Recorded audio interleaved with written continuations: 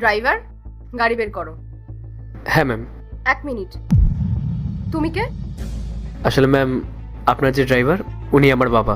ওনার শরীরটা খুব খারাপ, তো ওই জন্যই আমি এসেছি। পরেশ আঙ্কেলের শরীর খারাপ?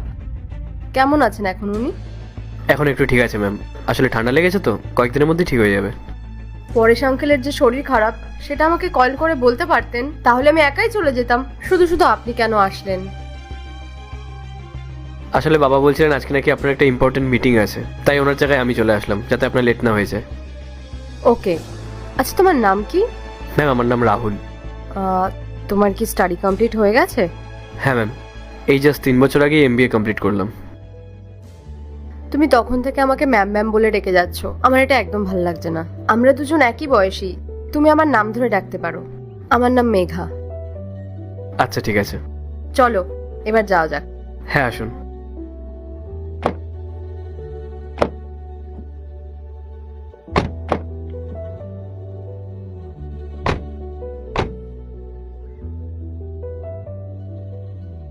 ম্যাডাম, স্যার আপনাকে ভেতরে ডাকছে। May I come in sir? Yes, come in.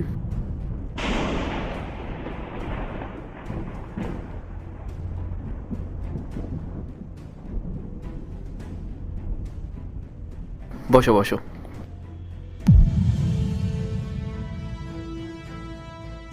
What a present surprise! আমি তো জানতামই না যে আজকে আমার সঙ্গে যার মিটিং ফিক্সড হয়েছে সেটা তুমি। হ্যাঁ।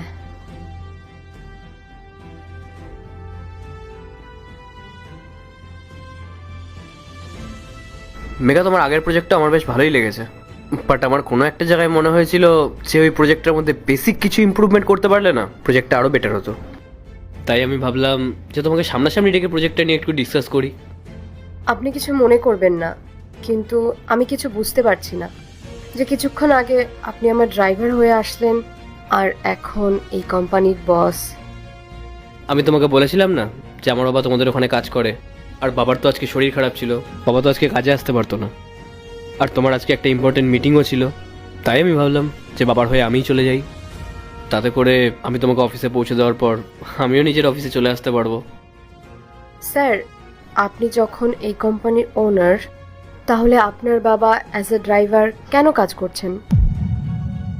আই নো তোমার মনের মধ্যে কি চলছে।